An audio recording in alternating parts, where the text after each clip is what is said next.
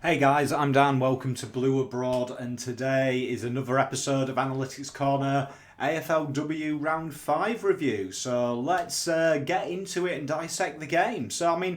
It was a good win by the girls. It's another win. We've got two more, you'd say, tougher fixtures up and coming, but it's really set the benchmark the last couple of weeks of what is capable of this squad and how we can progress moving forward.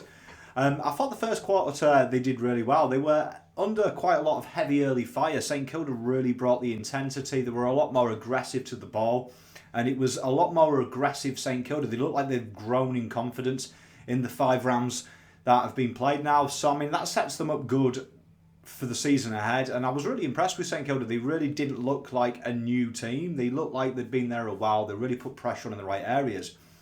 The pace was really frantic, and for me, the girls always looked in the first quarter, though, that something could happen.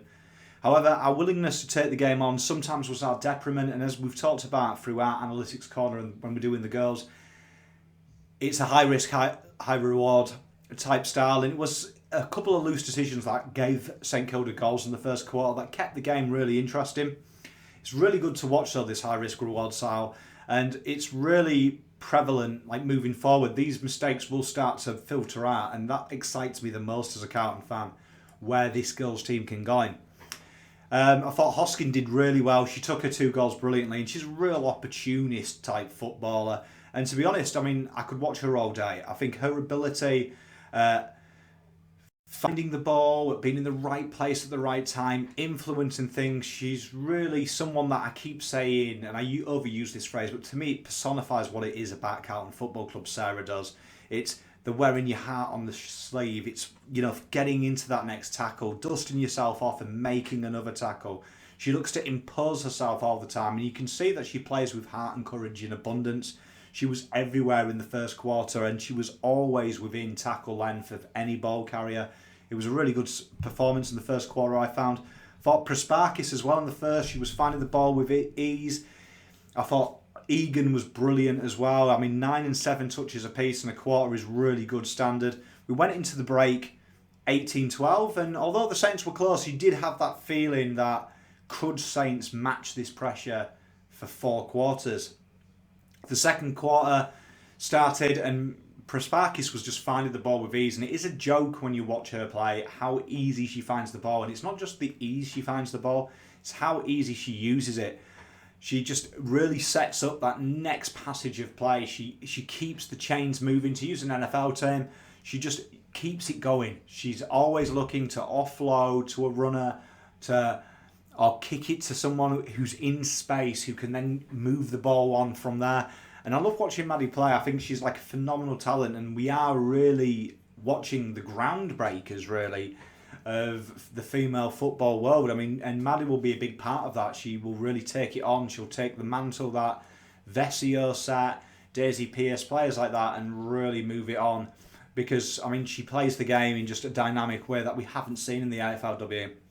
I thought Phillips' tackle really did set the tone for this quarter, and the intensity of the game early doors I thought really lifted. Some desperate defence down the back was summed up for me by Harrington again. She's the proverbial brick wall. She's looking to intercept anything, and I think for the first 2 quarters for me, Harrington kept us in it. I think along with Maddie's just ability to soothe the transition, I thought Harrington was equally important.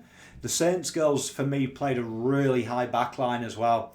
And I thought what was case in point of the difficulties of playing that, I thought, was how Brooke Walker managed to walk her way through the back line and kick her smartly taken goal. And you kind of got the feeling when you were watching this game that the Saints girls now were clinging on because the momentum had well and truly shifted. Brooke Walker, for me, she was just personifying the need for forward pressure in this system. She set up the free that led to Taylor Walker's goal, and I think that was case in point for me of what this team does really well. They do lock it in very well. They do relieve pressure in traditional ways. However, the thing is with the Saints girls, they weren't done, and they clawed back. And for some reason, it seemed to every time we kick a goal, they got a little bit better. And we kind of switched off at the back. Some clean centre clearance allowed them to pull it back again within 7. It was a really good end to the quarter, though. Forward pressure was applied by both sides. The score kind of just fiddled and remained the same. And you did get the feeling, though, that Harrington at this stage and Prasparkis were really taking control of the game. They were grabbing the bulls by the horns. And for me, these two were locks for the All-Australian squad. Like, absolute phenomenal football. And I thought the first half was just free-flowing football. It's what you pay for. You want to see that. You want to see end-to-end stuff. You want to see fluid ball movement. For me, that's what makes this game great. The fact that it can go from really scrappy and contagious to 1 minute, just going to this beautiful, like almost like ballet on grass. It's a phenomenal sport, and one that, even though I've been here 10 years and watched it a while now, still sit back and go, wow, this is good. Now, the third quarter, it really started with a bit more vigour than the other quarters, and the Saints girls started to look like it was a game too far. Walker kicked a smart goal early doors, and you just kind of felt now that they'd put the fire out. However, when I was watching it, I always had that mind that every time we kick a goal, they got a little bit better. The girls' ability to soak up the pressure was really on show, though, for me. Harrington plucking intercept marks. Egan and G combined brilliantly to find McAvoy inside 50, who made the goal obvious when she got her 50 free kick. And suddenly Carlton were 19 up, and you were kind of like, let's just play the song. The outside run in this game was just phenomenal, and it's that high-risk, effective type style of play, which is really exciting to see. We try to get it down to the wings and get the game moving by hand up top very quickly. When they're on, they look, for me, might be a little bit biased, I am a blue, but I mean, for me, this is the best side in the comp when they're on. And I thought they really work their way out. Saints were playing quite a high back line, and I thought it kind of stops Carlton's, that they like to play it from the back line to the midfield and relieve a bit of pressure that way. Kind of stopped that, made it harder for us to do that, so we adapted to this run and stun type mentality. And I thought it showed us what this girls' side is like. I mean, it's demonstrating patience, it's demonstrating your ability to distribute, to nullify, to pick holes in the forward line. And once they get to run the ball, I thought it was good. I thought that was personified by Stevens kicking one late on. It was just prolonged pressure. It was smart football. And for me, the ball movement just really fitted the 24-point lead. And I thought that was kind of generous at this stage. The fourth, to me, was kind of like it just filtered out. And it showed the girls' ability to hold the ball, hold pressure, and really look to hit them on the counter. Saints had a bit of an Indian summer at the start and towards the end, but I mean, once G collected that loose club and slotted home, it was time to play the song, really. The girls controlled the game really well late on, I thought. There was some nice holding up of the stoppages, holding up the play, looking to spread it, get everyone with some hands on the ball, and they ran out the game, I thought, really with intensity. They did run till the final siren. Couple of harder weeks to come for me, but this was a good benchmark if you're going to beat your Melbournes and teams like that. It was a very, very good all-out performance. So let's have a look at the votes then. So, I mean, we went with, for me, and we know that I love a back line. I'm a sucker for it. I thought Karen Harrington was just phenomenal. 21 touches, 8 marks, 4 tackles, backing up the world record for marks last week.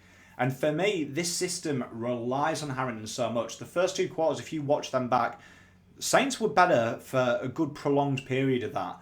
And Harrington just stops acts before they become a threat. She just like kind of roams around that 50 line and just pings everything. And you watch that and you kind of think, oh, St. Kilda are rubbish. But you watch Harrington, her ability to watch the ball in the air, to read it in flight, and then to make the next pass, which is probably the most, I would say, uncalculated stat in the world. There is a lot of players in the men's and the women's game that intercept mark.